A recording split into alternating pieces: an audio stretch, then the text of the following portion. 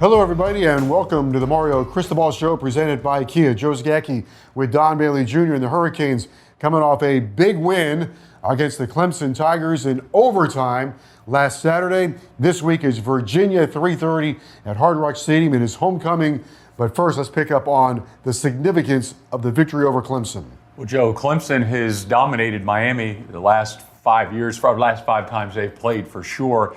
And I think the thing that was most impressive to me is how Miami took control of the football game by running the ball, having time of possession, and it didn't feel like you were starting a true freshman in his first start. Miami just stayed with the game plan and ended up dominating the football game. Defense, as we thought they would or needed to do, the defense did carry the day. They did, and a lot of credit goes to Coach Guidry over that. The amount of pressure that they put on their quarterback, I thought they had as good a tandem at running back in the country with Maffa and Shipley, and Miami just shut them down. I mean, it was 31 yards rushing, I think, for the day, not for a quarter, for the day. So it was just an outstanding performance by the entire defense, and there were a few guys that you would like to have seen on the field that weren't there. All right, the Virginia Cavaliers come calling. We'll talk about that with Coach Cristobal plus Clemson, Miami and Virginia on Saturday at 3:30 at Hard Rock Stadium. We'll continue on the show right after this.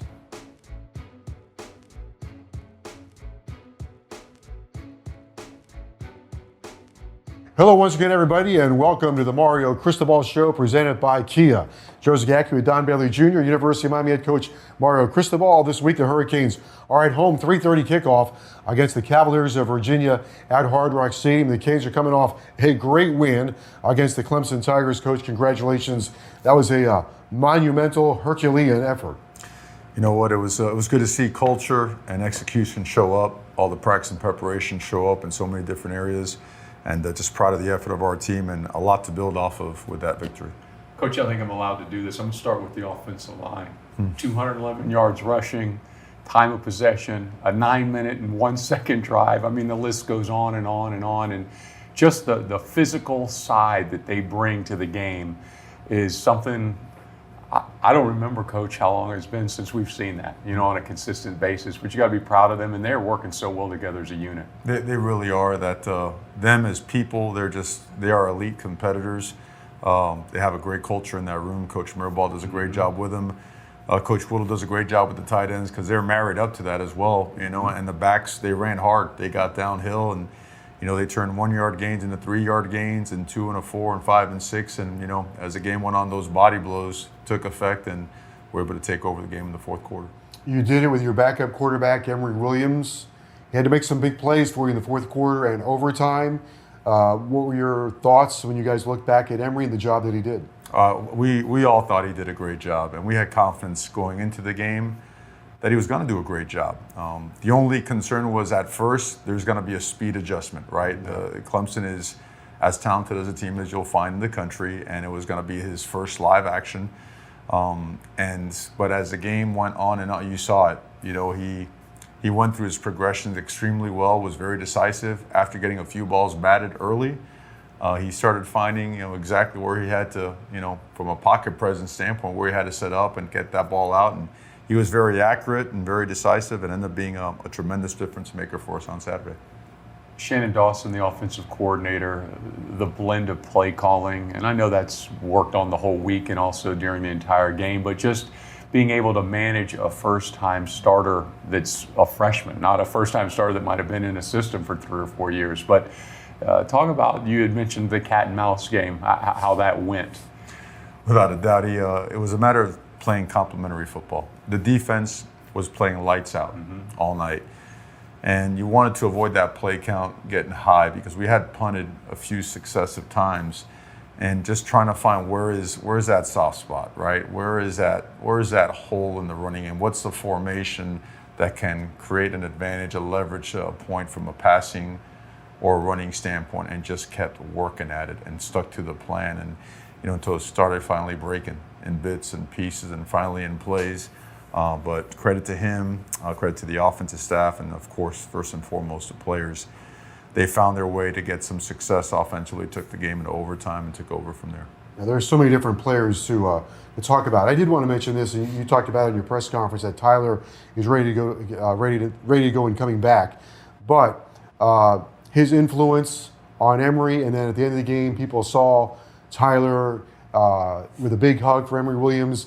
I think that goes a lot toward your culture. It says a lot about having a good teammate, somebody who can be happy for someone else's success. That's hard in life alongside on a team. So that has to be something that's very positive for your program.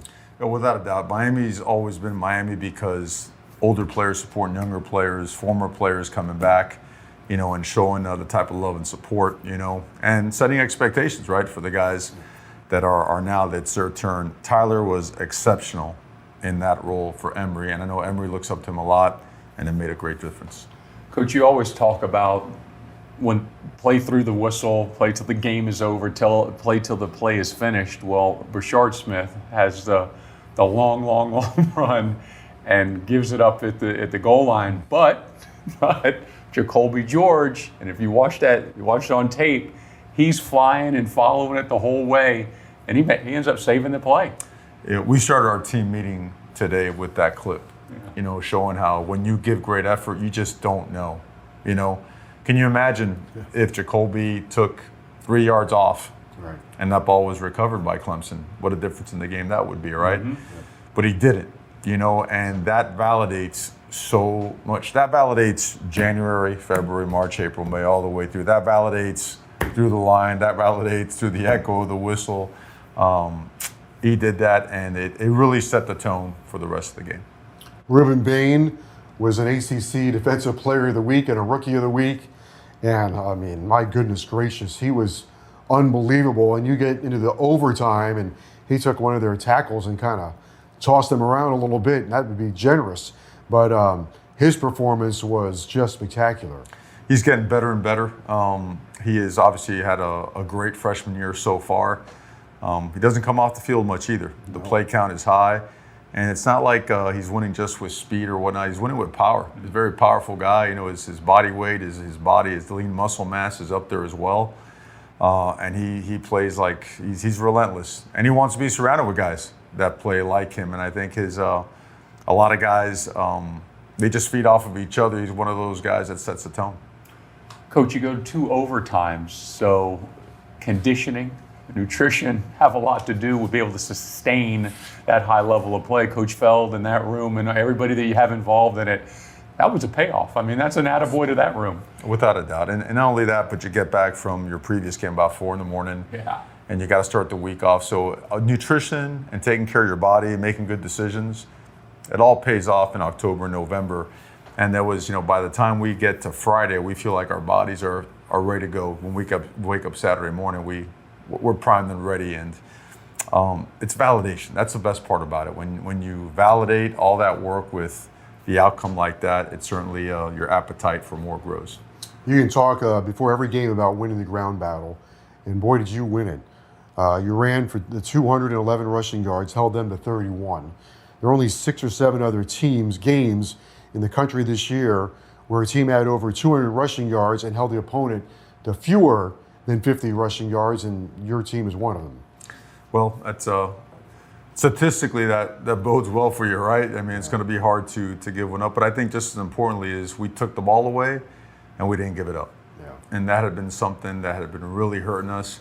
And then some unforced penalties. We had some penalties, some of them, you can't comment on that stuff, but we certainly reduced the ones that we could reduce, right? We just made a lot better decisions, right? Guy going out of bounds and not going over the top and taking a shot, being very physical on the quarterback, but not going beyond the line where all of a sudden you're going to draw a penalty. So just, again, proud of the fact that everyone just really focused on football and not any of the nonsense. Everything was focused about early in the game about the new quarterback and Emory, but this Miami defense was just off 10 tackles for loss, 5 sacks, 4 forced fumbles, 2 fumble recoveries, an interception, and it just never stopped. And you're missing guys, Coach. I mean, it's not like it was week 1 or week 2 when you had, Mesidor and Kelly and that whole gang. A lot of fill-in, and you didn't drop off. No doubt. We're down some guys. Mm-hmm. Football in the season has taken its course, but our guys are really they're just feeling better about the scheme with each week that goes by.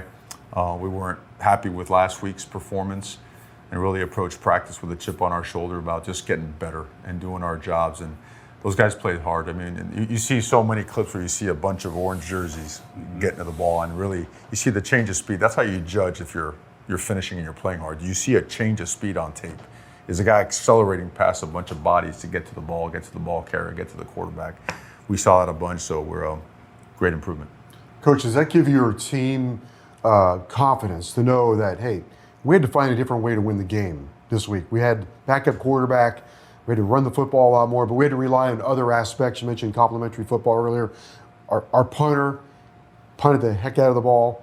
The field goal kicker was money when he had to be. And then in the red zone, your defense, Corey Flaggy, he comes up with a gigantic play. Everybody found a way to get you on that path to victory. Yeah, and if those guys don't all come through, maybe we're looking at a different situation, a different outcome. So I think the value of every snap right now is at a premium in everybody's mind. There are no plays to waste. You can't. It's playoff football. It's conference play. And look at the games around the country. These guys, the more they watch football, the more they realize, man, so-and-so was down by 17 points, but they found a way to come back. Man, so-and-so was up by 20 points, but they came back on them. It's if you don't just stay very proactive in grabbing the momentum and keeping it, right, and playing as hard as you can without looking at the clock, without looking at the scoreboard, you could subject yourself to a disappointing Saturday. So while we're growing, we're learning and developing, and we just got to keep it going. Coach, you've been in this game a long time, and I've been around it for a long time as well. 9 minutes and 1 second on a drive. How often does that happen? Yeah, that's different. Seriously, I mean, right? That's different, no doubt. We held the ball in the fourth quarter for, I believe, 13 minutes, 40 seconds, and it rebalanced the play count. Yeah. That's what was so important, right? The defense was playing great, but they had spent a lot of time on the field, able to get those guys a good chunk of rest, and had a chance to start wearing down the opponent. All right, Coach, we're going to talk about the Virginia Cavaliers coming up Saturday at 3:30. But first, time now for our high-performance moment presented by Kia. And boy, is this ever a high-performance moment. Don Ruben Bain on the right side of the screen. See, Joe, his versatility already is in an up stance. He's a guy that you thought would always have his hand in the ground, but more importantly, you see his quickness. He's quick with his feet, but he's extremely quick with his hands. Watch, you get to see that inside arm into the armpit, gets the track on the quarterback and sacks him. And now, finally, the tackle has recovered. He just killed him. Oh, yeah. Ruben Bain, our Kia high-performance moment of the week.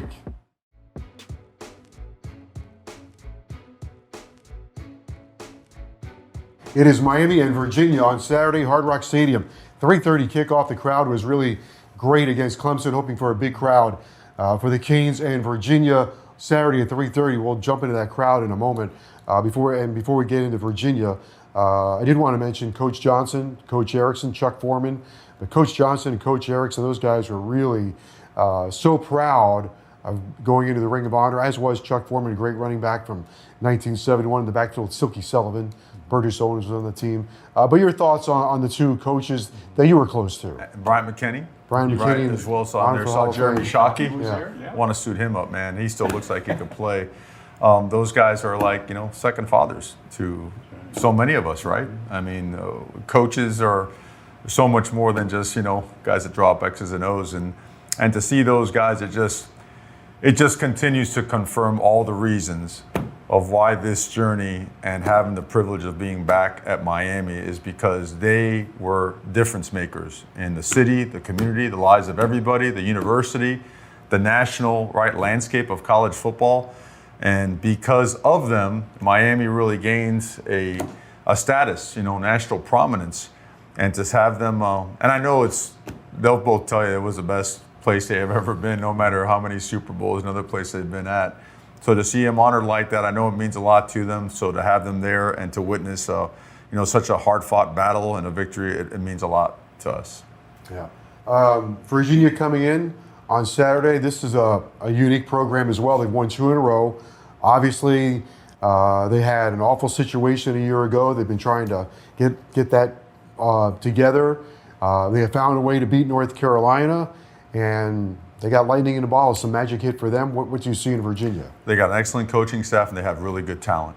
And everybody right now is kind of right there in terms of conference play, all right? Everybody's live, everybody's in it. What we've seen on tape is a very explosive offense. They get the ball out, they move fast, they can go tempo, they can slow you down, multiple personnel groupings. They hit you with inside runs, outside runs, get the ball in the perimeter, take shots down the field. A very, very complete offense that's playing at a very high level. Defensively, extremely disruptive, pressuring 35 to 38% of the time on first and second down, not to mention what they do on third down, which is much higher. And the first and second down pressures, a lot of them are, they're run oriented. So they really disrupt your run game. They'll start, TEing, ET both sides, sometimes a single side, sometimes a tight end side, stem, get into the odd front a little bit, although primarily they're a 4-2, 4-2-5 operation. And then on third down, they get exotic, and they change the coverage structure to really mess with the quarterback and make his decision making difficult. So we think they're an excellent football team. We're certainly looking forward to the opportunity to get back to Hard Rock. We love playing there. The juice was awesome last week, man. When Hard Rock is on, it's something else, and that's what we want. We want to see that this weekend when our players come out the tunnel and they see all those people, they feel all that noise. I mean, we felt it, right? We're coming out the tunnel, what it used to feel like at the Orange Bowl. So it's critically important. So looking forward to seeing a bunch of our people there. Coach, you got a receiver, Washington, coming off a pretty good day, 12 catches, over 100 yards and a touchdown. A guy that's that productive, you always have to keep an eye on. Just fast, very fast, great hips, gets in and out of breaks, catches everything, could run by you, over you. Just a really dynamic football player, but he's not alone. They have several, and they're complemented by an excellent backfield and an excellent offensive line. They're just a really, really good team. Yeah, Mike Collins, guy you saw a year ago, 3 touchdowns. He hit three touchdowns against Carolina. So he's a guy that's got a nose for the end zone. Yeah, and if you watch that game, they won and they took that game. Yeah. It wasn't handed to them. Even at the end where they had to get stops twice, they stopped, North Carolina, with the last one being a sack. Well, it was a quarterback hit that caused an errant throw that landed in the hands of the linebacker. So I'm glad our guys had a chance to watch them early yesterday to really get ahead of preparation, understanding the caliber of opponent and players and team that's coming in here. Coach, number 15, Chico Bennett, for them on their defensive side, he's everywhere. He can help anybody. He is, and they move him around at times too. When they start getting some of that bare front, they'll put him right there in the middle and try to confuse you, get some matchups with him because he's so explosive. His first step is like that. Got a great feel. You can tell he studies cadence. He studies indicators by the quarterback and by the center. He's got great get off and he's got great technique, and he could really bend and twist. He caused a lot of issues for offensive tackles. And then their back end, Cohen King, I swear he's been there for 100 years. I'm going to go to his graduation. And Jonas Sanker, he's number 3 in the ACC in tackles. Yeah, without a doubt. They're very well connected, right? The front end and the back end. Sometimes you watch film and teams aren't completely on the same page. They know their scheme really well, and they operate really well within their scheme. And they stay aggressive, and we expect them to be extremely aggressive with us as well. So we're looking forward to the challenge on Saturday. Coach, let's hit on in a win like this over Clemson, let's hit on your guys that work on the scout team and how important that was to prepare. And I know you recognize them all the time, so I want to give you the platform to do that here too. They're the best, man. Those guys, the heart and soul. And I remember those dog days, right? I mean, those were the toughest days because those periods, they kind of roll into each other. And look, we do a good job in practice in putting special teams period here, a break there, a 7-on-7 here to have those guys catch their breath, but they just go. And they go hard, and we challenge them, and they respond to the challenge. And there's no brother-in-law on the scout team now. These guys, they get after and they talk smack right back. They prepare those guys well, and I know our guys appreciate them. They think they're a pain in the neck during the week, but on Saturday in that locker room, they appreciate them because they all know that it's a direct result of the preparation, and a big part of the preparation is that scout team. I want to hit you up on this one. I met Emory Williams' mother and father before the game. And we got talking, and I said, well, why Miami? Why did you choose Miami? And they said, Mario Cristobal, Coach Cristobal. So maybe you can talk a little bit about, in that recruiting, not just Emory, but the relationship you build with parents, how important that is to you. Well, it's everything. I mean, there's got to be a trust factor because there's got to be highs and lows, right? I mean, everybody wants to be a starter day one. And parents, and I'm a parent too, and my kids play, at their school, whatnot, but we all got to understand everybody develops differently, you know? And it's our job to be their parents away from home. So in those highs and those lows, the development process that go with it, the best thing we can do is be our best version of ourselves as if it's our very own son. That was a promise to every parent that comes in here. And you got to have parents that buy into that. You have parents that think their son should be the guy all since day one. They need a reality check. You know, not everybody's ready day one. Emery was an unheralded guy that not many people knew much about, but our coach said, we got to look at this guy. He looks, a lot like some of those quarterbacks that we've had here at Miami before and one that we had at Oregon, And I'm watching tape and going, whoa, this guy's really special, And, he's protection-wise, he's scrambling now. He's running but he knows where to go with the ball. You could tell he's a student of the game. The ball's out quick. He does a great job with it. And when he came down for camp and he worked out, he answered every question we had in terms of physical tools, mentality, caliber of human being, family. I mean, he was spectacular. His family, we worked hard to earn their trust, and certainly glad we did because he's got an unbelievable future here at Miami. Because let's be honest, Coach, we've gotten a few and some very good ones, but not a lot of people come from that Pensacola area to South Florida. I mean, that's you talk about the trust factor, right? No doubt. This was one of those things where it just, again, it's you trust your eyes in recruiting, right? I know. And we've got some unbelievable recruiting class here last year and a great one in the works now, but it's still not that. It's about the evaluation process because if it was strictly on stars, maybe Emery doesn't end up at the University of Miami.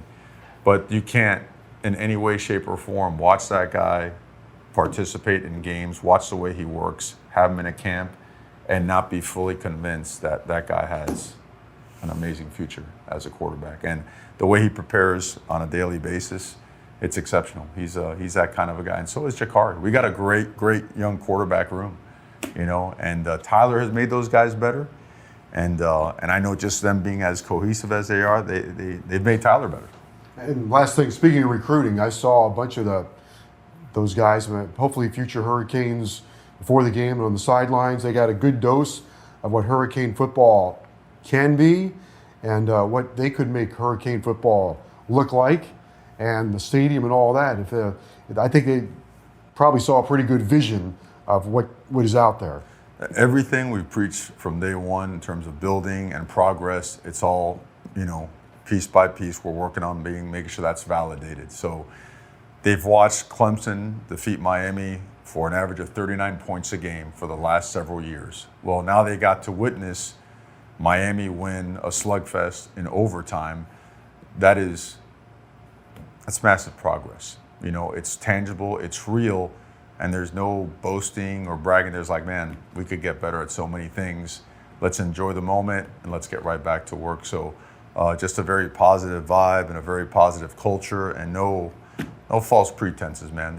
We're gaining ground. We're not where we want to be, but we're gaining ground, and we're gaining ground fast. All right, we'll see you on Saturday, Hard Rock Stadium at 3:30 against Virginia. Yes, sir. Go Canes. All right, for University of Miami coach Mario Cristobal, Joe Zagacki, Don Bailey Jr. We'll continue on the show right after this.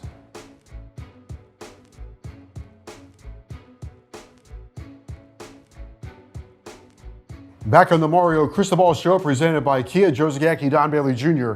Hurricanes at home, and it is homecoming against Virginia, 3:30 on Saturday. Homecoming, coming off a big win, cannot afford a letdown. Virginia, now they come in with a hot set of ice. I don't think there'll be a letdown, Joe. The Coach Cristobal does too good a job of managing these players at practice, but also emotionally and mentally having them prepared for every single game. Virginia, an explosive wide receiver and a defense that's on the attack. Yeah, that's the thing about the defense. They're going to attack you, but also they're going to protect their side of the football from not giving up many big plays. They're going to make you earn it.